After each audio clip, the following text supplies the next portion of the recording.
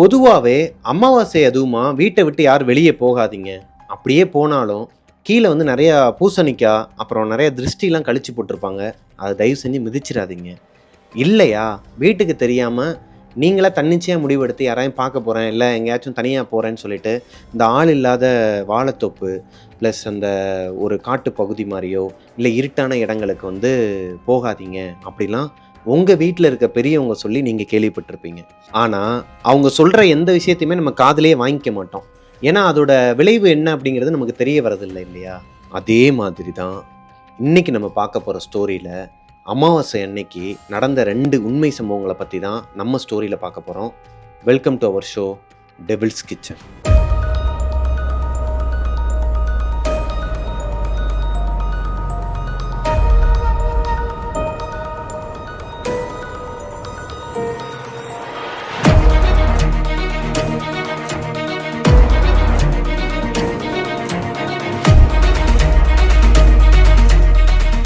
Hello ghosties, நான் உங்களோட Prabhakaran. Sorry, நான் சண்டே வந்து வீடியோ போடுவேன்னு சொல்லி நிறைய பேர் எதிர்பார்த்துருப்பீங்க. நிறைய பேர் எனக்கு கமெண்ட்லேயும் சொல்லியிருந்தீங்க. கம்யூனிட்டி போஸ்ட்லேயும் நிறைய பேர் கேட்க ஆரம்பிச்சிருந்தீங்க. இன்ஸ்டாகிராம்லேயுமே வந்து என்கிட்ட கேட்டீங்க. எல்லாருக்குமே வந்து ஒரு மிகப்பெரிய சாரி. எனக்கு ஹெல்த் இஷ்யூஸ் இருக்குது, ஆல்ரெடி உங்களுக்கு தெரியும். இப்போ ஒரு 3 நாளாவே வந்து கொஞ்சம் பெயின் அதிகமாக இருந்தனால என்னால் எந்திரிச்சு உட்கார முடியல. அதாவது உட்கார முடியும், இந்த மாதிரி ரொம்ப நேரம் உட்காந்து உங்களுக்கு ஸ்டோரி ஷேர் பண்ணுற அளவுக்கு என்னால் முடியலை. இதுக்கப்புறமா நான் ஸ்டோரி எல்லாமே ரெகுலர் பண்ண போகிறேன். ஸோ சப்போர்ட் பண்ணுற எல்லாருக்குமே வந்து மனமார்ந்த நன்றிகள். வாங்க இன்னைக்கு ஸ்டோரிக்குள்ளே போகலாம். அம்பாசமுத்திரத்தில் நடந்த ஒரு உண்மை கதையை பற்றி தான் இன்றைக்கி நான் உங்ககிட்ட ஷேர் பண்ண போகிறேன். இந்த கதையை என்கிட்ட இன்ஸ்டாகிராமில் ஷேர் பண்ண நபர், அவருக்கு வந்து இப்போ ஒரு 10 வயசில் ஒரு குழந்தை இருக்குது. அவர் 10 வயசு குழந்தையா இருந்தப்ப நடந்த அந்த கதையை தான் என்கிட்ட ஷேர் பண்ணியிருக்கிறாரு. ஸோ வாங்க ஸ்டோரிக்குள்ளே போகலாம். அம்பாசமுத்திரத்தில் சுந்தர், அன்னபூரணி இவங்க 2 பேருக்கும் பிறந்த குழந்தை தான் ரவி. இவங்களோட ப்ரொஃபஷன் என்ன அப்படின்னா, மாங்காய் ஊறுகாய், வெள்ளைப்பூடு ஊறுகாய், மிக்சடு ஊறுகான்னு சொல்லிட்டு இந்த மாதிரி எல்லா ஊறுகாயுமே வீட்டிலையே ஹோம்மேடாக தயாரித்து அதை வந்து சொந்த ஊர்லேயும் பக்கத்து ஊர்கள்லையும் வந்து டிஸ்ட்ரிபியூட் பண்ணிட்டு இருக்க தான் இவங்களோட தொழிலாக இருந்திருக்குதுங்க. ஆனால் 10 வருஷத்துக்கு முன்னாடி இவங்களோட தொழிலே என்னென்னா, தொழில்னு சொல்லக்கூடாது, இவங்களோட ஒரு நல்ல விஷயம் என்ன அப்படின்னா, விவசாயியாக இருந்திருக்கிறாங்க. குடும்பமே விவசாயம் செஞ்ச பரம்பரையாக விவசாயம் பண்ண ஒரு குடும்பம் இப்போ ஊறுகாய் பாட்டில் வந்து போட்டு வியாபாரம் பண்ணிகிட்டு இருக்கிறாங்க. ரவி அவருக்கு வந்து 10 வயசு ஆகுதுங்க. பொதுவாகவே அன்னபூர்ணி அவங்களோட குடும்பத்தில் வந்து ஒரு சம்பிரதாயம் இருக்குதுங்க. இவங்க வந்து பேசிக்காகவே ஒரு மிடில் கிளாஸ் குடும்பங்க. இவங்க குடும்பத்தோட சம்பிரதாயம் என்ன அப்படின்னா, ஒவ்வொரு அமாவாசை அன்னைக்கும், ஒவ்வொரு பௌர்ணமி அன்னைக்கும், ஏன் வேற எதனா நல்ல விசேஷ நாள் அதுவுமா இவங்க ஏரியாவில் இருக்கிற எல்லாருக்குமே, அதாவது இவங்க ஒரு தெருவில் இருக்கிறாங்க அப்படின்னா அங்கே ஒரு கம்மியான ஆட்கள் தான் இருப்பாங்க இல்லையா, ஒரு 40 பேர் இல்லை 30 பேர் தான் இருப்பாங்கன்னு வச்சுக்கோங்களேன். எல்லாருமே அங்கே இருந்தவங்க எல்லாருமே விவசாயம் பார்க்குறவங்க, சிறு தொழில் பண்ணுறவங்க, வீட்டிலையே குட்டி குட்டியாக அந்த தீப்பெட்டி ஓட்டுறவங்க, அந்த மாதிரியான ஒவ்வொரு வீட்லேயுமே ஒவ்வொரு சிறு தொழில் பண்ணுறவங்க தான் எல்லாருமே. அந்த மாதிரியான ஒரு ஏரியாங்க. நான் சொன்ன மாதிரி இந்த நல்ல நாட்கள் அப்புறம் அமாவாசை அதுவுமாலாம் வீட்டில் வந்து என்ன பண்ணுவாங்கன்னா, இந்த அன்னபூர்ணி அவங்க வீட்டில் வந்து அவங்க கையாலேயே சமைச்சு அந்த ஏரியாவில் இருக்கிற எல்லாருக்குமே பரிமாறுவாங்க. அது மட்டும் இல்லாமல் ஏரியாவில் இருக்கிற எல்லாருக்குமே இந்த அமாவாசை அதுமா மேலே காக்காக்கு சோறு வைப்பாங்க இல்லையா, அந்த பௌர்ணமி அமாவாசைக்கெலாம் இறந்து போன நம்ம முன்னோர்கள் வந்து அந்த சாப்பாடை வந்து சாப்பிட்டு போவாங்க. அவங்க சாப்பிட்டதுக்கப்புறம் தான் நம்ம சாப்பிடணும்னு சொல்லிட்டு ஒரு சம்பிரதாயம் எல்லா இடத்துலையுமே இருக்கும். அதே சம்பிரதாயம் தான் அவங்க வீட்டில். ஆனால் கொஞ்சம் வித்தியாசமாக அவங்களே சமைச்சு அந்த ஏரியாவில் இருக்கிற 40 பேருக்கு அவங்க தான் சாப்பாடு போடுவாங்க. அது மட்டும் இல்லாமல் அந்த ஏரியாவில் இருக்கிறவங்க எல்லாருமே அவங்களால முடிஞ்ச பொருட்கள், அதாவது இப்போ ஒருத்தவங்க வந்து வெங்காய தோட்டம் வச்சிருக்கிறாங்கன்னு வச்சுக்கோங்களேன், அவங்க வந்து கொஞ்சம் வெங்காயம் எடுத்துகிட்டு வந்து கொடுப்பாங்க. இந்த சமையலுக்கு வெங்காயம் வந்து என்னோட பொறுப்பு, அது மாதிரி கொஞ்சம் கொஞ்சமாக தான். ஆனால் பெரிய ஒரு அமௌண்ட்டு, பெரிய பல்காக ஒரு 40 பேர் சாப்பாடுனா என்ன ஆகும்னு உங்களுக்கே தெரியும். அந்த மாதிரியான பெரிய விஷயங்கள்லாம் அன்னபூர்ணி அவங்க குடும்பமே ஏற்றுப்பாங்க. மற்றவங்களாம் அவங்களால முடிஞ்ச விஷயங்களை அந்த சாப்பாடுக்கு கொடுப்பாங்க. அன்னபூரணி, சுந்தர் இவங்க 2 பேருக்குமே பொதுவாகவே இந்த பிளாக் மேஜிக் அப்புறம் இந்த அமானுஷ்யங்கள் மேலெலாம் நம்பிக்கை அதிகம். ஏன்னா அவங்களோட லைஃப்பில் வந்து நிறையா அனுபவிச்சிருக்கிறாங்க, நிறையா பார்த்துருக்குறாங்க அப்படிங்கிறனால. அதனாலேயே பையனை வந்து ரொம்ப ப்ரொடெக்டிவாக பார்த்துப்பாங்க. பொதுவாகவே எல்லா பேரண்ட்ஸுமே பசங்கன்னு இல்லை, அவங்களோட குழந்தைங்கள வந்து ரொம்ப ப்ரொடெக்ட் பண்ணுவாங்க. ஆனால் இவங்க ரொம்ப அளவுக்கு அதிகமாகவே ப்ரொடெக்ட் பண்ணுறாங்க. அந்த பையனுக்கு வந்து இந்த மாதிரியான அமானுஷ்யங்கள்லாம் பயம். அதுக்கு காரணம் அவங்க அப்பா அம்மா. சின்ன வயசுலேருந்தே அவனை அப்படி வளர்த்துருக்குறாங்க. இந்த பக்கம் போகாத, அங்கே வந்து கொல்லிப்பேய் இருக்கும், அந்த பக்கம் போகாத, அங்கே வந்து மோகினி பேய் இருக்கும், இந்த மாதிரியே சொல்லி வளர்த்த ஒரு பையன். ஏன்னா அவங்க ஊரை சுற்றிலும் அந்த இவங்க எனக்கு இந்த கதையை நடக்கும்போது சொல்கிறதுன்னு பார்த்தீங்கன்னா 1990s கிட்ட தான் சொல்கிறாங்க. அந்த டைம்லலாம் வந்து இப்போயுமே அம்பாசமுத்திரம் சைடு போனீங்க அப்படின்னா நல்லா பச்சை பசேர்னு ஒரு வயல்வெளியில் நிறைஞ்ச ஒரு அற்புதமான ஒரு ஊராக தான் இருக்கும் அது. அப்போ அந்த 1990s எப்படி இருக்கும் அது? அது இன்னுமே பசுமையாக இருக்கும். ஆனால் என்ன நைட் நேரத்தில் வந்து கொஞ்சம் பயமாக இருக்கும்னு வச்சுக்கோங்களேன். இவங்கள மாதிரியான குடும்பத்துக்கு. இவங்களோட வீடு எப்படி இருக்கும் அப்படின்னா, ஒரு நீளமான வீடுங்க. ஃபர்ஸ்ட் எடுத்தோடனேயும் ஒரு பெரிய ஹால் இருக்கும். ஹாலை ஒட்டியே கிச்சன் இருக்கும். வெளியவே ஒரு அட்டாச் பாத்ரூம் இருக்கும். அதாவது ஹாலில் அட்டாச் பாத்ரூம் மாதிரி இருக்கும். காமன் பாத்ரூம் இருக்கும். அண்டு உள்ளே பார்த்தீங்கன்னா ஒரு 2 பெட்ரூம்ங்க. அடுத்தடுத்த பெட்ரூம். லாஸ்ட் பெட்ரூமில் தான் வந்துட்டு ரவி தூங்கிட்டு இருக்கிறாரு.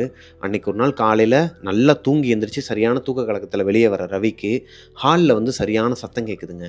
ஏதோ கசகசன்னு யாரோ அரட்டை அடித்து பேசிகிட்டு இருக்கிற மாதிரி ஏதோ சத்தம் கேட்குது. யாரா அது காலங்காத்தால் இவ்வளோ சத்தம்னு சொல்லிட்டு அவன் அந்த பையன் நடந்து வந்துட்டு இருக்கிறாப்புல. நடந்து வரும்போது அப்போ தான் கொஞ்சம் கொஞ்சமாக நடந்து வர தெரியுது அவருக்கு ஹாலில் நடக்கலை, கிச்சனில் தான் அந்த சலசலப்பு சத்தம் கேட்குதுன்னு சொல்லிட்டு. ஹாலில் பார்க்குறாப்புல ஒரு டேபிள் போட்டு சேரில் வந்து அவங்க அப்பா உட்காந்துருக்கிறாரு. அவரை பார்த்தும் பார்க்காத மாதிரி கண்டுக்காமல் இவர் பாட்டுக்கு நேராக கிச்சனுக்குள்ளே போகிறாரு. ஏன்னா ரவிக்கு வந்து சரியான பசி. உள்ளே போய் பார்த்தா அந்த ஏரியாவில் இருக்கிற ஒரு 10-15 ஆண்டி வந்து மொத்தமாக அவங்க அம்மா கூட உள்ளே உட்காந்து நான் சொன்னேன் இல்லையா முதல்ல, இவங்களோட கிச்சன் வந்து கொஞ்சம் பெரிய கிச்சன் தான். இங்கே எல்லா சமையல் பாத்திரம் எல்லாத்தையுமே வச்சுக்கிட்டு இவங்க ஆளாளுக்கு காய்கறி நறுக்கிறது, அப்புறம் அவங்கவுங்க வேலையை வந்து ஹெல்பிங்க்கு வந்திருக்கிறாங்க எல்லாருமே. ரவியோட அம்மா அன்னபூர்ணி அவங்க பார்த்துட்டு, என்னடா ரவி என்னாச்சு, ஏன் ஒரு மாதிரி பேரஞ்ச மாதிரி நிற்கிறேன்னு சொல்லி கேட்கும்போது, அம்மா பசிக்குதுமா சாப்பாடு போடுமான்னு சொல்கிறாப்புல. அப்போ தான் அன்னபூர்ணி சொல்கிறாங்க, டேய் மறந்துட்டியாடா, இன்னைக்கு அமாவாசைடா, நம்ம பெரியவங்க எல்லாருக்குமே முன்னோர்களுக்கெல்லாம் வந்து காக்கா ரூபத்தில் வருவாங்க, அவங்களுக்கு வந்து நம்ம சாப்பாடு வச்சுட்டு அவங்க எல்லாரும் சாப்பிட்டதுக்கு அப்புறம் தான்ப்பா நம்ம சாப்பிடணும் அப்படின்னு சொல்கிறாங்க. இப்போ ரவிக்கு மூஞ்சில ஈயாடலைங்க. என்னடா அது, ஏன்னா செம பசிக்குதேம்மா, எனக்கு ரொம்ப பசிக்குதேம்மா, கொஞ்சம் வெயிட் பண்ணுப்பா, வேகமாகவே படையல் வச்சிடலாம், ஒரு 12 மணிக்குள்ளே படையல் வச்சிடலாம். அப்பா வந்து அவர் ஃப்ரெண்ட்ஸோட போய் இந்த இலையெல்லாம் எடுத்துகிட்டு வர போயிருக்கிறாரு. ஏன்னா இவங்களுக்கு சொந்தமாக வாழைத்தோப்பு ஒன்று இருக்குது, ஒரு பெரிய பெரிய வாழைத்தோப்பில் இவங்களும் ஒரு ஒன் ஆஃப் த பார்ட்னர் மாதிரி. ஆக்சுவலாக இவங்களோட தோப்பு தான் கிட்டத்தட்ட ஒரு 1.5 ஏக்கருக்கு வச்சுருந்தாங்க.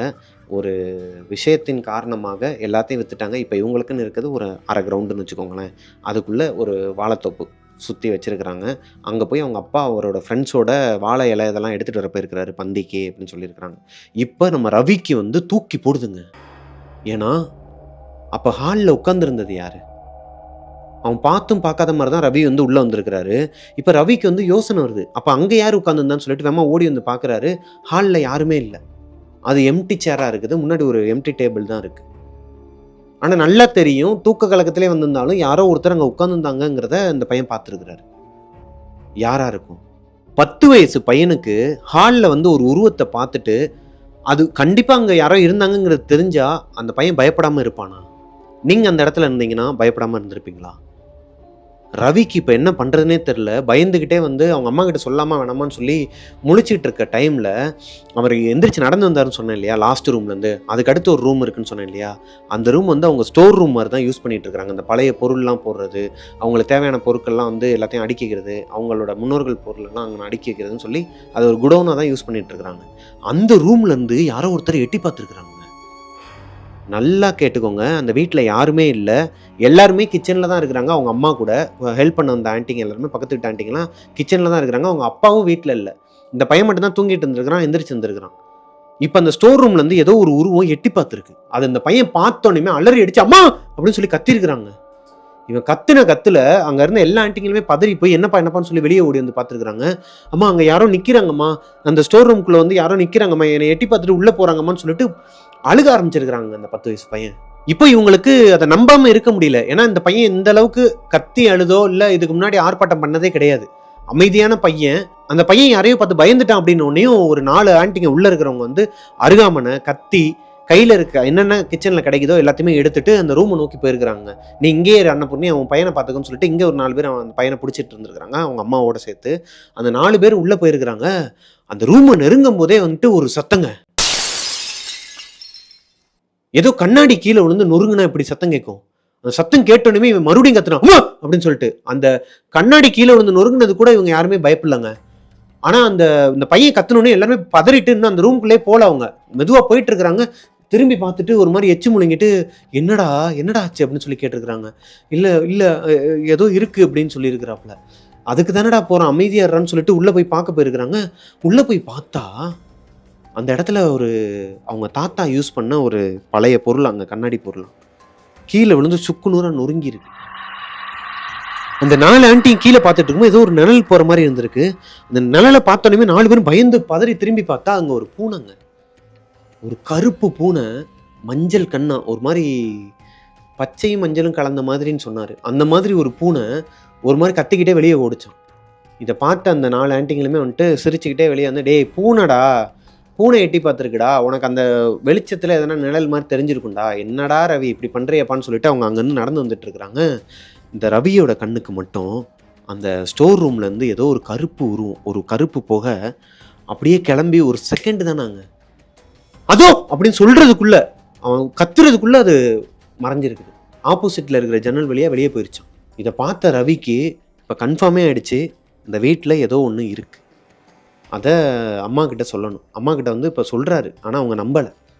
அம்மா இப்போ ஏதோ ஒரு கருப்பு புகை அங்கே கிராஸ் ஆச்சுமா அப்படின்னு சொன்னோன்னே, எப்பா விடுப்பா ஒன்றும் இல்லை, கூட இருந்தவங்களாம் சொல்லியிருக்கிறாங்க, அமாவாசை அன்னைக்கு அப்படி தான் இருக்கும், முன்ன பின்ன தான் இருக்கும், பையனுக்கு சுற்றி போடு சரியாக போகும், படையல் வச்சுட்டு நம்ம வந்து ஒரு அந்த டைமிங் இருக்கும் இல்லையா, அதில் வந்து பூசணிக்காய் சுற்றி போட்டுடலாம், ஒன்றும் பிரச்சனை இல்லை, நாளைக்கு கூட கூட்டு போயிட்டு மந்திரிச்சு கூட்டு வந்துடலாம் சாமி கிட்ட அப்படின்னு சொல்லி ஒரு முடிவுக்கு வராங்க. இப்போ ரவிக்கு வந்து அவங்க அப்பாவை பார்த்தே ஆகணும்னு சொல்லிட்டு ஒரு மைண்ட் வருதுங்க. ஏன்னா அவங்க அப்பா தான் அவனுக்கு தைரியமே.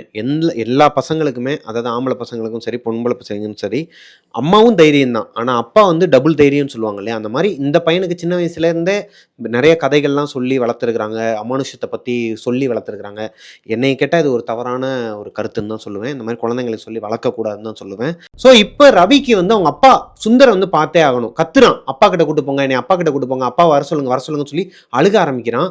இப்போ அவங்க அம்மா என்ன சொல்றாங்க அப்படின்னா, இது தடங்கலாகக்கூடாது, இந்த சமுதாயம் வந்து நம்ம பரம்பரையாக வழிமுறையாக பண்ணிகிட்டு இருக்கிறது, இது வந்து தடங்கலாகக்கூடாது என் குடும்பத்தோட இதனால, இந்த பையன் சின்ன பையன் தான், அப்பாவை பார்க்கணும்னு சொல்லி அடம் பிடிக்கிறான்னு சொல்லிட்டு ஒரு ஆண்டியை வந்து நீ உங்கள் அப்பா கிட்ட கூட்டு போமா அப்படின்னு சொல்லி ஒருத்தவங்களை அங்கே சமையல் செஞ்சுட்டு இருந்தவங்கள ஒருத்தவங்களை அனுப்பி விட்றாங்க. மற்றவங்களும் அவங்க வேலையை பார்க்க ஆரம்பிச்சிட்டாங்க.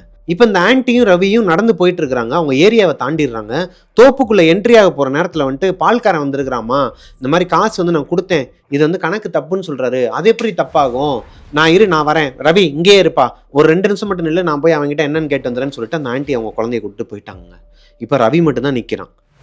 ரவி மட்டும் அங்கே நிற்கும்போது தூரத்தில் ஒரு 200 மீட்டர் உள்ளே போயிட்டாங்க அப்படின்னா அந்த தோப்பு சைட்லாம் எப்படி இருக்குன்னு உங்களுக்கே தெரியும், தோப்புக்குள்ளே போயிடலாம்.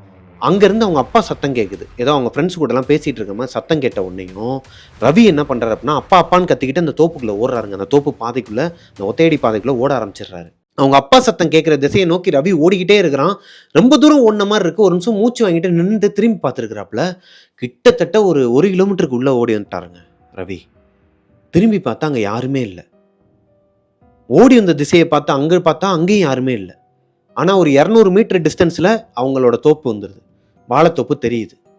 ஆனால் அவங்க அப்பாவோட சத்தமும் அவங்க ஃப்ரெண்ட்ஸோட சத்தமும் யாரோட சத்தமும் கேட்கல. ஒரு மாதிரி அமைதியாக இருக்குது. அங்கங்கே அந்த குருவி கத்துற சத்தம், அந்த சின்ன சின்ன பூச்சிங்க சத்தம் மட்டும்தான் கேட்டிருக்கு சுற்றிலும். இப்போ ரவிக்கு தூக்கி போடுது. ஏன்னா திரும்பி பார்த்தா ஒரு 1 கிலோமீட்டருக்கு அங்கிட்ட இருந்து ஓடி வந்திருக்கிறான் அந்த சின்ன பையன், 10 வயசு பையன். ரிட்டன் போகலாமா, இல்லைனா இன்னொரு 200 மீட்டரில் நம்ம தோப்பு வந்துருச்சு, ஒருவேளை தோப்புக்குள்ளே உட்காந்து அப்பா ஃப்ரெண்ட்ஸ் எல்லாருமே வந்து எதனா பேசிகிட்டு இருந்தாங்கன்னா, இல்லை அங்கே தான் இருந்தாங்கன்னா, அப்போ அப்பா கிட்ட போயிட்டோன்னா நம்ம சேஃப் ஆயிடலாம், அப்பா நம்மளை பார்த்து பாருங்கிற ஒரு மைண்டில் தான் இருக்கும் அந்த 10 வயசு குழந்தைக்கு. ஏன்னா வீட்டில் வேற அவர் வந்து ஒரு கருப்பு உருவத்தை பார்த்துருக்கிறாரு, அங்கே ஒரு அமானுஷம் நடந்திருக்கு, அதுலேருந்து அந்த பையன் இன்னும் வெளியே வரல. ஒருவேளை நம்ம அந்த நம்ம ஓடி அந்த பாதையிலே ரிட்டன் போனால் அந்த கருப்பு உருவம் வந்து நம்மளை அடிச்சிருமோங்கிற பயம் அந்த 10 வயசு பையனுக்கு இருக்குது. இப்போ அந்த 200 மீட்டர் டிஸ்டன்ஸில் யாருமே இல்லையடா, இங்கேயும் நம்ம எப்படி போக முடியும்னு சொல்லி யோசிச்சுட்டு இருக்கும்போது ஒரு தாத்தா ஒருத்தர் நடந்து போயிட்டு இருக்கிறாருங்க. கையில் வந்து இந்த பூச்சி மருந்து இருக்கும் பார்த்தீங்களா, வயல்வெளிக்கெலாம் தெளிப்பாங்கள்ல, இந்த வயலில் பூச்சிங்கெல்லாம் வந்துச்சுன்னா அந்த தெளிக்கிற அந்த பூச்சி மருந்து டப்பாவோட ஒரு தாத்தா வந்து உள்ளே போயிட்டு இருக்கிறாரு அந்த தோப்புக்குள்ளே, இவங்க தோப்புக்குள்ளே. இதை பார்த்தோன்னே ரவி வந்து தாத்தா ஐயா அப்படின்னு சொல்லி கத்திக்கிட்டு ஒரு ஓட்டம் எடுத்துருக்கிறாங்க. பயந்துட்டு இருக்கிறான் பையன். இப்போ ஒரு ஆளை பார்த்தோன்னே அவனுக்கு ஒரு தைரியம் கிடைக்கும் இல்லையா, எப்படியாச்சும் அவர்கிட்ட வேமா போயிடணும்னு சொல்லிட்டு அந்த 200 மீட்டர் டிஸ்டன்ஸை 1 நிமிஷம் கூட ஆயிருக்காதுங்க அவன் ஓடி போன வேகத்துக்கு. வேகமா ஓடி வந்து உள்ள வந்து பார்த்தா வாழைத்தோப்புக்குள்ள யாருமே இல்லை. ஏன்னா அங்க 1 நிமிஷம் கேப்ல அந்த தாத்தா எப்படிங்க எவ்வளவு தூரம் நடந்துட முடியும் அந்த வாழைத்தோப்புக்குள்ள. அந்த தோப்புக்குள்ள அவர் போனதுக்கு அப்புறமா ஒரு மாதிரி சத்தம் கேட்டு இருக்குதுங்க அவருக்கு. இந்த இலைதலை மேல யாருன்னா நடந்து போனா எப்படி இருக்கும், நம்மளை சுற்றி இடம் அமைதியாக இருக்குது, யாரும் நடந்து போகிறாங்க, அந்த 10 வயசு பையன் நடுவில் நிற்கிறான், இவங்க அப்பாவையும் காணும், இவங்க அப்பா ஃப்ரெண்ட்ஸையும் காணும், வந்த தாத்தாவையும் காணும்னா எப்படி இருக்கும் அந்த பையனுக்கு. மெதுவாக கேட்டுட்டு இருந்த சத்தம் இவர் கொஞ்சமாக தேம்பி அழுக ஆரம்பிக்கிறாரு ரவி. வேகமா யாரோ ஓடுறாங்க, இவரை சுற்றி யாரோ ஓடுறாங்க, இவரை சுற்றி யாரோ ஓடுற மாதிரி சத்தம் கேட்டுருக்கு. கத்தி இருக்கிறாரு, அப்பா அப்படின்னு சொல்லி கத்தும் போது அந்த சத்தம் நின்றுருக்கு. அப்படியே இந்த பக்கம் பார்த்தீங்கன்னா, அன்னபூர்ணி அவங்க வந்து வீட்ல சமைச்சு ஆல்மோஸ்ட் எல்லாம் சமைச்சுட்டாங்க. இன்னும் கொஞ்சம் அந்த குழம்பு இதெல்லாம் கொஞ்சம் கொஞ்சம் தான் ஒரு 1/4 மணி நேரத்தில எல்லா வேலையும் முடிஞ்சிடும்னு வச்சுக்கோங்களேன். எல்லா வேலையும் பார்த்துட்டு இருக்கும்போது, இவங்க அப்பா ஹால்ல அந்த சுந்தர் வந்துட்டாரு, அன்னபூர்ணி அவங்க வீட்டுக்காரரு. அவங்களும் அவங்க ஃப்ரெண்ட்ஸ் எல்லாருமே வந்து ஹால்ல உட்காந்து பேசி சிரிச்சுட்டு இருக்கிறாங்க. இவங்க அம்மா என்ன நினைச்சிருக்காங்க அப்படின்னா, "ரவி வந்துட்டான். ரவியும் இங்க தான் இருக்கிறான்" அப்படின்னு சொல்லிட்டு தான் அவங்க அவங்க வேலைய பார்த்துட்டு இருக்கிறாங்க. இப்ப இவங்க அப்பா சுந்தர் இருக்காரு இல்லையா? "டேய் ரவி! என்னடா இவ்வளவு நேரம் தூங்குற? வாடா." ஏம்மா அன்னபூர்ணி எங்கம்மா ரவியை காணோம்? ரவியோட பேச்சு சத்தத்தையே காணோம். நானும் வந்து ஒரு 1/2 மணி நேரம் ஆகப்போகுது. இன்னும் ரவியை காணோமேன்னு சொல்லி கேட்டிருக்கிறாரு. இப்ப அவங்க அம்மா பதறி அடிச்சுட்டு உள்ளேருந்து ஓடி வந்து, "ஏங்க ரவி உங்கள பார்க்க தானங்க வந்தான் தோப்புக்கு, வாழைத்தோப்புக்கு" அப்படின்னா, "என்னடி சொல்ற? எதுக்குடி பிள்ளைய தனியா அனுப்புறேன்னு" சொல்லி கேட்கும்போது, "இல்ல ஏங்க நான் செல்விய உங்க கூட தாங்க அனுப்பி விட்டேன்" அப்படின்னு சொல்லும்போது, செல்வி அவங்க குழந்தையோட வராங்க. "என்னக்கா சாப்பாடுலாம் வச்சு முடிச்சிட்டீங்களா? அந்த ரவி பையல கூப்பிடுங்க. ஒரு நிமிஷம் நில்றான்னு சொல்லிட்டு நான் போயிட்டு வரதுக்குள்ள ஆளை காணோம். வீட்டுக்கு ஓடி வந்துட்டானா? அவனை கூப்பிடுங்கக்கா, ஒரு 4 வார்த்தை கேட்கறேன்னு" சொல்லி அந்த அக்கா கேட்டுருக்கு. இப்ப உங்க அப்பாவுக்கும், அம்மாவுக்கும் ஒரு மாரி தல சுத்தலே வந்துருச்சுங்க அந்த இடத்துல. என் புள்ளன்னு சொல்லிட்டு நெஞ்சில அடிச்சுட்டு வேகமா ஓடி இருக்கிறாங்க அங்கருந்து. ஓடி போய் பார்த்தா, அவங்க தோப்புல வந்துட்டு அந்த பையன் மயக்கம் போட்டு கிடக்குறாங்க, ரவி. அவன் பக்கத்திலேயே வந்துட்டு ஒரு பூச்சி மருந்து டப்பா கிடக்கு. கொட்டி இருக்கு. அது ஃபுல்லா கீழ கொட்டி இருக்கு. அங்கனக்குள்ள கிடக்கு. இத பார்த்த உடனேயும் சுந்தரும் அவங்க அன்னபூர்ணியும் வந்து, ஐயோ என் புள்ளன்னு சொல்லிட்டு அந்த பையனை தூக்கிக்கிட்டு, ஐயோன்னு சொல்லிட்டு ஹாஸ்பிட்டலுக்கு ஓடி இருக்கிறாங்க. ஏன்னா, பக்கத்துல பால்டாயில் டப்பா, பூச்சி மருந்து. குடிச்சிருந்தானா பையன்? ஏன் குடிச்சிருக்கணும்? அந்த பையனுக்கு என்ன பிரச்சனை? ஆல்ரெடி வீட்ல ஏதோ ஒரு அமானுஷம் சொல்லி அவங்க அம்மா சொல்லிட்டு இருக்கும்போது அந்த செல்விங்கிறவங்க வந்திருக்காங்க. ஏதோ பயத்துல எதனா பிள்ளை பண்ணிக்கிச்சோன்னு சொல்லிட்டு பதறிடுச்சு அவங்க ஹாஸ்பிட்டல் கூட்டு போயிருக்காங்க. ஹாஸ்பிட்டல்ல பார்த்துட்டு சொல்றாரு, டாக்டர் அவன் ரொம்ப ஒரு மாதிரி பயந்துருக்கிறான் எதையோ பார்த்துட்டு. பூச்சி மருந்தெல்லாம் குடிக்கல. மருந்து எதுவும் குடிக்கல. பையனுக்கு எதுவும் இல்லைங்க. எதையோ பார்த்து பயந்துருக்கிறான். வீட்டுக்கு கூட்டு போங்க. ஒரு 1 ஹவர்ல சரியாயிரும். தூங்கி எந்திரிச்சா சரியாயிரும். ஒரு 1 மணி நேரம் நல்லா ரெஸ்ட் எடுத்து அப்புறமா எந்திரிச்சானா சரியாயிருவான். இல்ல பசியில இருந்திருப்பான். அவங்க கூட இந்த ஆண்டிங்களும் சொல்றாங்க. பசிக்குதுன்னு சொல்லிச்சு புள்ள. அதனால கூட இந்த மாதிரி இருக்கலாம்ல அப்படின்னா, பசினாலலாம் இல்லம்மா. அவன் ஏதோ பார்த்து தான் பயந்துருக்கிறாரு. நீங்க எந்திரிச்சதுக்கு அப்புறம் கூட நீங்க பாருங்க. கொஞ்ச நேரம் கழிச்சு கூட சாப்பாடு போட்டுருங்க. சாப்பிடட்டும் அப்படின்னு சொல்லி அந்த பையனை அந்த மயக்கத்திலேயே இருக்க பையனை வீட்டுக்கு தூக்கிட்டு வந்து வச்சிருக்கிறாங்க. இப்ப அவங்க அப்பாவுக்கு ஒரு சந்தேகம். ஏன்னா, இவங்க அப்பாவும் ஃப்ரெண்ட்ஸும் தான் அங்கேருந்து வந்திருக்கிறாங்க லாஸ்ட்டா. இலை எடுக்க போனாங்க இல்லையா? வாழை இலை. அங்கேருந்து வந்தவங்க, இவங்கள தாண்டி தானே அந்த பையன் போயிருக்கணும். ஆனா, அந்த பையனை இவங்க பார்க்கவே இல்ல. கவனிக்கவே இல்ல. ஆனால், இவங்க எல்லாரும் மொத்தமா அந்த தோப்புலேருந்து வந்துட்டு இருக்கும்போது, ஏதோ ஒரு அழுகுற சத்தம் கேட்டிருக்கு. எல்லாருக்குமே. அந்த தோப்புல யாருமே இல்ல. அழுகுற சத்தம் கேட்டிருக்கு. யார்ரா அது அழுகுறன்னு சொல்லி திரும்பி பார்த்தா, யாருமே இல்ல அங்கன. சின்ன பையன் யாரோ அழுகுற சத்தம் கேட்டிருக்கு. அப்புறம் கொஞ்ச நேரத்துல இவங்க யாருமே கண்டுக்காம நடந்து வந்துட்டு இருக்காங்க. வாயா வெளியே போயிருவோம்னு சொல்லிட்டு வேகமா வந்துட்டு இருக்கிறாங்க. ஏதோ ஒரு வயசானவர் அழுகுற குரல் கேட்டிருக்கு. வயசான ஒரு தாத்தா அழுதா எப்படி இருக்கும்? அந்த சத்தம் கேட்டிருக்கு. பயந்து போய் தான் இவங்களே வெளியே வந்திருக்கிறாங்க. அதே மாதிரி அந்த இடத்துல வந்து பால்டாயில் டப்பா, அந்த பூச்சி மருந்து டப்பா யாருமே கொண்டு போல. யாருமே கொண்டும் போல. அந்த ஏரியால யாருமே போகல. ஒருவேளை பக்கத்து தோப்புல இருந்து யாருன்னா வந்திருப்பாங்களான்னு கேட்டா யாருமே இல்ல. எல்லாத்தையுமே விசாரிக்கிறாங்க. யாருமே இல்ல. என்னவா இருக்கும்? சுந்தர் அவருக்கு இப்ப பயம் வருது. ஏன்னா இவங்களுக்கு ஆல்ரெடி இந்த மாதிரி அமானுஷ்யங்கள்லாம் வந்து இவங்க நிறைய பார்த்துருக்குறாங்க.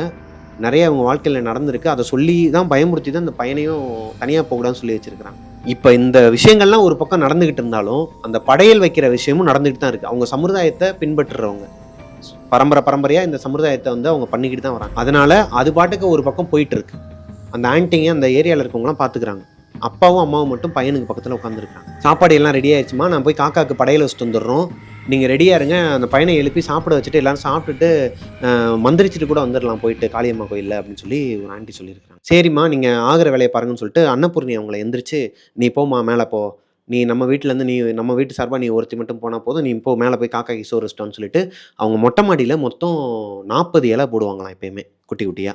40 இலை 40 குடும்பம் சரியா? 40 குடும்பத்துக்கும் கொஞ்சம் கொஞ்சம் அவங்கவங்க சார்புல சாப்பாடு வச்சு தனித்தனியா வச்சுருவாங்களாம். காக்கா வந்து சாப்பிட்டுருமா எப்பயுமே.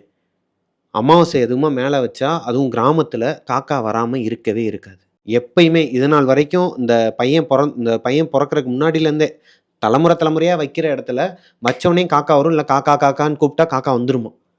அன்னைக்குன்னு பார்த்து ஒரு காக்கா கூட வரலையாங்க. மேல நின்னு கத்துறாங்க 40 பொம்பளைங்க. மேல நின்னு கத்துறாங்க. கா கா கா காக்கான்னு கத்துனா அந்த ஏரியாவே எப்படி இருக்கும்னு பார்த்துக்கோங்க அந்த சத்தத்துல. ஒரு காக்கா வரலையாங்க. எல்லாருக்குமே ஒரு பயம் குடுத்திருக்கு.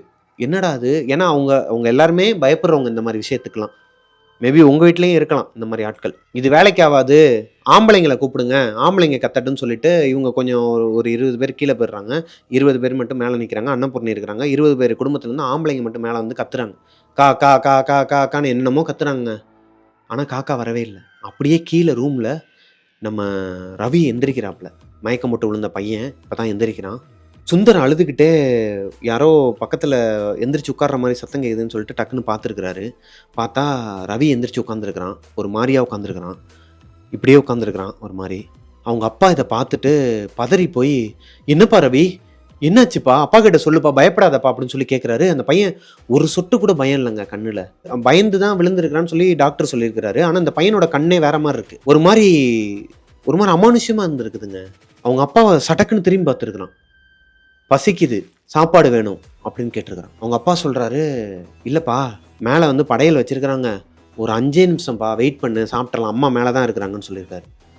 சுந்தரு, எனக்கு பசிக்குதுன்னு சொன்னேன், உனக்கு புரியுதா, சாப்பாடை வைடா அப்படின்னு இருக்கான். அவங்க அப்பாவுக்கு இப்போ தூக்கி போடுது. இந்த பையன் அவங்க அப்பாவை மரியாதை குறைவாக பேசுனதே கிடையாது. வாயா பையன் கூட பேசுனது கிடையாது. 10 வயசு பையன். அதுவும் ஒரு மாதிரி கட்டக்குரலில் பேசுகிறான். இவங்க அப்பாவுக்கு பயந்துக்கிட்டு, என்னடா பேசுகிற, என்ன ஒரு மாதிரி வாய் நீளுது என்னன்னு சொல்லி பயந்துக்கிட்டே தான் கேட்டிருக்கிறாரு. சுந்தரு, எனக்கு பசிக்குது, சோற போடுன்னு சொன்னேன் அப்படின்னு இருக்கிறான். இவர் பயந்து போய், டேய் ரவி, என்னப்பா ஆச்சு உனக்கு, என்னப்பா ஒரு மாதிரி பேசிட்டு இருக்குன்னு கத்துல அவங்க அம்மா ஓடி வந்திருக்கிறாங்க. வெளியே இந்த ஆன்ட்டிங்களும் ஒரு 4 பேர் வந்து வெளியே நின்றுருக்கிறாங்க. அன்னபூர்ணி அவங்க உள்ள வந்து, என்னாச்சுங்க, ஏங்க கத்துறீங்கன்னு சொல்லி கேட்டா, ரவின்னு சொல்லி அவங்கள பிடிக்க வரும்போது தடுத்துருக்கிறான். பசிக்குது, அன்னபூர்ணி சோத்த போடு அப்படின்னு இருக்கிறான். அவங்க அம்மாவும் பதறாங்க. என் பிள்ளை இந்த மாதிரி இருக்க மாட்டானே, என்னங்கிற மாதிரி அவங்க புருஷன் மூஞ்ச பாக்குறாங்க. அவர் ஒரு மாதிரி பயந்த ஒரு சுபாவத்துல சொல்றாரு, அம்மா ஆயிடுச்சுமா பிள்ளைக்கு, கோடாங்கியை கூட்டுவாங்கம்மான்னு சொல்லிட்டு சைகை காட்டுறாரு. ஏய் பசிக்குது, சாப்பாடு வைக்கீங்கடா யாராச்சும் அப்படின்னு சொல்லி கத்திருக்கிறாங்க. அந்த பையன் 10 வயசு பையன். வெளியே இருந்து வேடிக்கை பார்க்குற அந்த 10 ஆண்டிகளும் பதறி போயிட்டு வேமா ஓடி போயிருக்கிறாங்க வெளியே அவங்க புருஷன்களை கூப்பிட. எங்க ரவிக்கு ஏதோ ஆகி போச்சுங்க, வாங்க உள்ள ஏதோ ஒரு மாதிரி பித்து பிடிச்ச மாதிரி உட்காந்து கோடாங்கியை கூட்டுவாங்கன்னு சொல்லிட்டு ஒருத்தர் கோடாங்கியை கூப்பிட போயிருக்கிறாரு. ஓடி இருக்கிறாரு ஒருத்தர். எங்க அவன் தான் சாப்பாடை கேட்கறான்ல, கொடுத்துருங்கன்னு சொல்லிட்டு வெளியே இந்த ஆண்டிங்களும் சொல்லும் போது அவங்க அப்பா வந்து, எங்க மேல இன்னும் சாமி முன்னோர்கள்லாம் வந்து சாப்பிடவே இல்லையா, டேய் சோத்த வைக்கிறியா இல்லையாடான்னு சொல்லி கத்திருக்கிறாங்க. அந்த பையன் வாடா போடான்னு கத்த ஆரம்பிச்சிட்டான். இவங்க அம்மா பதறி போய், இருப்பா நான் சாப்பாடு வச்சிடறேன்பான்னு சொல்லிட்டு அங்கிருந்து போய் இலையில அள்ளி போட்டு அவங்க கையளவு எவ்வளவு முடியுமோ டக்குன்னு அள்ளி போட்டு சாம்பாரெல்லாம் ஊத்தி பிணைஞ்சி கொண்டு வந்து இவனுக்கு ஊட்டுறாங்க. குடுடின்னு சொல்லி வாங்கி வச்சு அவன் ஒரு சின்ன பையன் மாதிரியே சாப்பிடலையாங்க அந்த சாப்பாடை. அந்த ஏரியாவே ஸ்தம்பிச்சு போச்சு இந்த விஷயத்த பார்த்து.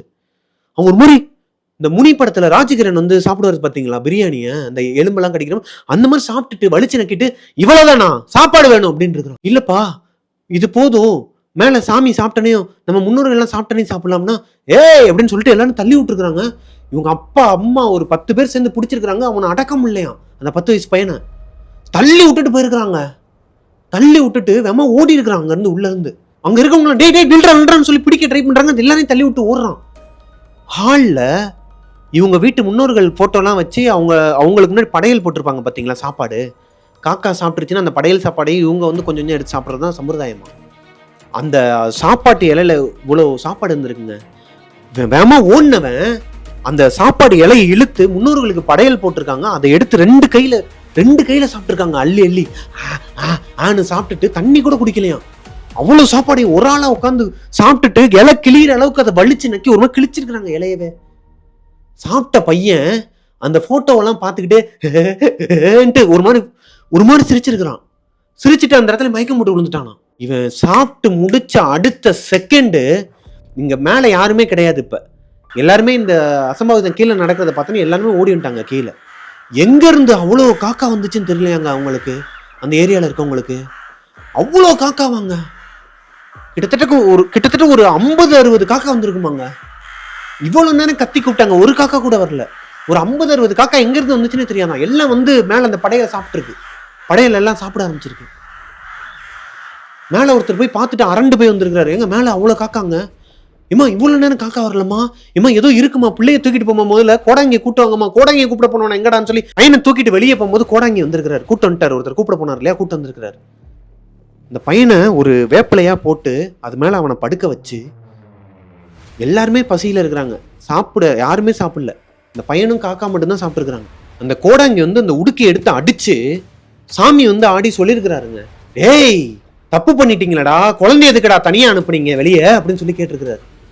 நீ எதுவும் சொன்னியா முனுசாமிங்கிற மாதிரி அவர் பக்கத்தில் அந்த கூப்பிட போனவரை பார்த்து உங்க அப்பா பார்த்துருக்கிறாரு. நான் எதுவுமே சொல்லலை அவர்கிட்ட, நான் எதுவுமே சொல்லலன்னு அவர் அருள் வந்து சொல்றாரு, நடந்ததெல்லாம் சொல்லியிருக்கிறாரு. இந்த இடத்துல எதுக்கிட்ட அந்த பையனை தனியாக அனுப்புனீங்க, நடந்ததை சொல்லியிருக்கிறாருங்க. எனக்கு இப்பயும் புல்லரிக்குதுங்க. ஆக்சுவலா 10 வருஷத்துக்கு முன்னாடி இவங்க எல்லாருமே விவசாய குடும்பமாக இருக்கும்போது கிட்டத்தட்ட 2.5 ஏக்கர் இவங்களோடது. ஃபுல்லாக வாழை மரம் பக்கத்துலேயே வந்து நிறைய தோட்டத்துறவு வச்சு வாழ்ந்த ஒரு குடும்பம். இந்த சுந்தரோட அப்பா இருக்கார் இல்லையா, அதாவது ரவியோட தாத்தா, அவர் வந்து நிறைய கடன் வாங்கி வச்சிருக்கிறாருங்க விவசாயத்துக்காக வாங்கின கடனை திருப்பி கொடுக்க முடியாமல் பூச்சி மருந்து குடிச்சு அந்த வாழைத்தோப்பில் இந்த பையன் பார்த்தான் இல்லையா, வெளியே ஒரு யாரோ வயசானவர் உள்ளே போனார்னு சொன்னேன் இல்லையா, பூச்சி மருந்து வச்சுக்கிட்டு, அவர் அவங்க தாத்தா இறந்துருக்கிறாருங்க. பூச்சி மருந்து குடிச்சு உள்ளேயே இறந்துட்டாரு. கிட்டத்தட்ட 2 நாள் கழிச்சு தான் அவரோட பாடியவே எடுத்துருக்குறாங்க. ஊர் முழுக்க தேடி இருக்கிறாங்க அவர் எங்கன்னு சொல்லிட்டு. தோட்டத்தில் அவரை தேடவே இல்லை யாருமே. 2 நாள் கழிச்சு தான் அவர் எங்கன்னு சொல்லி பார்க்கும்போது உள்ள அந்த ஏதோ கவுச்சி வாடை வருதுங்க, எலிசித்த வாடை வருது, இப்படியே போச்சுன்னா தோப்பு எதனா இதாயிரும், நீங்கள் போய் கொஞ்சம் என்னன்னு பாருங்கன்னு சொல்லி கேட்கும்போது அவங்க வீட்டிலேருந்து இவங்க அப்பா சுந்தர் அவருக்கு 20 வயசாங்க. அவர் தான் முதல்ல போய் பார்த்துருக்குறாரு அவரோட ஃப்ரெண்ட்ஸோடு போய். அவங்க அப்பா செத்து போய் நாக்கு கண்ணுலாம் ஒரு மாதிரி பிதுங்கி இந்த பூச்சி மருந்து குடிச்சதுல ரத்த வாந்தி எடுத்து செத்துருக்கிறாருங்க. இப்போ அவங்க பேரன் ரவி, அவன் காலையில் அந்த அவன் ரூம்லேருந்து வெளியே வரும்போது ஹாலில் யாரோ உட்காந்துருந்தாங்கன்னு சொன்னேன் இல்லையா, அது அவங்க தாத்தா தான். ரூம்குள்ளேருந்து ஏதோ ஒரு புகை வெளியே போச்சுன்னு சொன்னோம் இல்லையா, அது அவங்க தாத்தாவா என்னங்கிறது அவருக்கு தெரியலையா. இப்போ அவர் அந்த இடத்துல பார்த்தது எல்லாமே சொல்லியிருக்கிறாரு கோடாங்கி. அவருக்கு அருள் வந்து அந்த பையனுக்கு ஓட்டி விட்டு கையில் தாயத்தெல்லாம் கட்டி கிட்டத்தட்ட 3 மணி நேரமாக ரவி வந்து தூக்கத்துலேருந்து எந்திரிக்கவே இல்லையாங்க. அந்த ஏரியாவே ஸ்தம்பிச்சு போய் கிடக்கு, யாருமே சாப்பிடல. 4 மணி ஆயிடுச்சு. இப்போ ரவி நார்மலாக தான் எந்திரிச்சு உட்காந்துருக்கிறான். அப்பாவும் அம்மாவும் பயந்து போய் உட்காந்துருக்குறாங்க. கூட அவ்வளோ பேர் உட்காந்துருக்காங்க, ஏரியாவே உட்காந்துருக்கு. என்னப்பா என்னாச்சுப்பான்னு சொல்லி கேட்கும்போது அந்த பையன் சொல்கிறான், பா எனக்கு பயமாக இருக்குப்பா, ஏதோ பார்த்தேன்ப்பா, நான் இங்கே ஏதோ ஒன்று பார்த்தேன்ப்பா அப்படிங்கிறான். இங்கே இல்லைப்பா, நீ தோப்புக்கு ஏன்ப்பா தனியாக வந்த அப்படின்னா, அப்பா எனக்கு அந்த தோப்புக்குள்ளே உள்ளே வந்து யாரோ ஒரு தாத்தா போனாருப்பா, அவரை நான் ஃபாலோ பண்ணி போனேன்ப்பா, உள்ளே போனால் யாருமே இல்லைப்பா, நான் உங்களை பார்க்குறது தான்ப்பா வந்தேன் அப்படின்னு சொல்லி அழுக ஆரம்பிச்சிருக்கிறான். இதுக்கு மேலே அந்த பையன்கிட்ட எதுவும் கேட்க வேணாம்னு சொல்லிட்டு அந்த ஏரியாவில் இருந்தவங்க எல்லாருமே சொல்லி அவங்க அப்பா கிட்ட கண்ணை காட்டி எதுவுமே கேட்காம அந்த பையனை தூங்க வச்சிட்டாங்க மறுபடியும். அப்புறமா இவங்க எல்லாருமே படையில் சாப்பிட்டுட்டு அந்த ஏரியாவில் இருக்கவங்க எல்லாருமே ஒரு மாதிரி அந்த நாளை மறக்கவே முடியாது. இவர் கொஞ்சம் கொஞ்சமாக வளர்ந்து இப்போ இவர் வந்து சென்னையில் தான் செட்டில் ஆகிருக்கிறாரு. இவருக்கே வந்து அவங்க பக்கத்து வீட்டு ஆண்டி சொல்லி தான் தெரியுமா. ஆனால் வீட்டில் இருக்கவங்களும் எதுவும் காட்டிக்கலாம். அந்த ஆண்டியும் இந்த மாதிரி நான் நடந்தது சொன்னால் உங்கள் அப்பா கிட்ட வந்து சொல்லிடாதப்பா, அவனுக்கு நடந்ததை நான் சொன்னேன்னு சொல்லிடாதப்பான்னு சொல்லியிருக்காங்க. இப்போ நினச்சா கூட இப்போ வந்துட்டு போன ஆடி அமாவாசை அன்னைக்கு கூட அவங்க வீட்டில் ஏதோ ஒரு அமானுஷம் நடந்திருக்குது. அதாவது அவங்க தாத்தாவோட உருவத்தை வந்து அவங்க வீட்டுக்குள்ளே அவர் பார்த்த மாதிரியே சொல்கிறாரு. அவங்க தாத்தாவோட உருவம் தான், நான் சின்ன வயசில் ஒரு உருவம் ஹாலில் உட்காந்துருந்துச்சு இல்லையா, நான் ஓடி வரும்போது அதே உருவத்தை நான் இப்போயும் நான் பார்த்தேன், எங்கள் ஹாலில் உட்காந்துருந்தாரு அப்படின்னு சொல்லியிருக்கிறாங்க. ஸோ இவ்வளோ தான் என்கிட்ட அவர் சொன்ன ஸ்டோரி. இதே மாதிரி உங்களுக்கும் அமாவாசை எதுவுமா உங்களோட முன்னோர்களையோ இல்லை வேறு எதனா ஒரு அமானுஷத்தை பார்த்துருக்கீங்க அப்படின்னா கீழே கமெண்ட்டில் சொல்லுங்கள், ஷேர் பண்ணுங்கள். இந்த ஸ்டோரியிலேருந்து உங்களுக்கு என்ன தோணுதுங்கிறத கீழே கமெண்ட்டில் சொல்லுங்கள். எனக்கு தோன்றது என்ன அப்படின்னா, சொந்த பேரனே வந்து தாத்தா ஏன் வந்து இந்த மாதிரி பயமுறுத்தணும்? மேபி பயமுறுத்தாமல் அவருக்கு நடந்ததை அந்த இடத்துல லூப்பில் போயிட்டுருக்குதா? இதெல்லாம் ரொம்ப ஒரு மாதிரி ரொம்ப எனக்கு புரியாத புதிராக இருக்குது. ஸோ இதுக்கும் விட தெரிஞ்சதுன்னா கீழே கமெண்ட்டில் சொல்லுங்கள். இந்த ஸ்டோரி உங்களுக்கு பிடிச்சிருந்துச்சு அப்படின்னா இந்த வீடியோவை லைக் பண்ணிடுங்க. உங்கள் ஃப்ரெண்ட்ஸ் அண்ட் ஃபேமிலிக்கு, கோஸ்டீஸ்க்கு ஷேர் பண்ணுங்கள். அப்புறம் இதே பேட்டர்னில் எனக்கு இப்போயுமே அதை சொல்லும்போது எனக்கு ஒரு மாதிரியாக தான் ஆகுது. இதே பேட்டர்னில் ஆனால் வேறு ஒரு குடும்பத்துக்கு வேறு ஒரு சந்தர்ப்பத்தில் இதே மாதிரியே ஒரு விஷயம் நடந்திருக்குதுங்க. அதையும் எனக்கு இன்ஸ்டாகிராமில் வந்து ஷேர் பண்ணியிருக்கிறாங்க. அதை வந்து நான் நெக்ஸ்ட் ஸ்டோரியில் சொல்கிறேன். இந்த ஸ்டோரி என்றைக்கு வரும் அப்படிங்கிறத கீழே கமெண்ட்டில் பின் பண்ணியிருப்பேன். கமெண்ட் செக்ஷன் போய் பார்த்தீங்கன்னா தெரியும். கமெண்ட்டில் தான் இருக்கும். ஸோ அன்னைக்கு நைட்டு 7 மணிக்கு பார்த்து என்ஜாய் பண்ணுங்கள். மிஸ்டர் பிரபாகரன் யூடியூப் சேனலை சப்ஸ்கிரைப் பண்ணிடுங்க. பக்கத்தில் இருக்க பெல் ஐக்கானை தட்டி விட்டுருங்க. பாய்.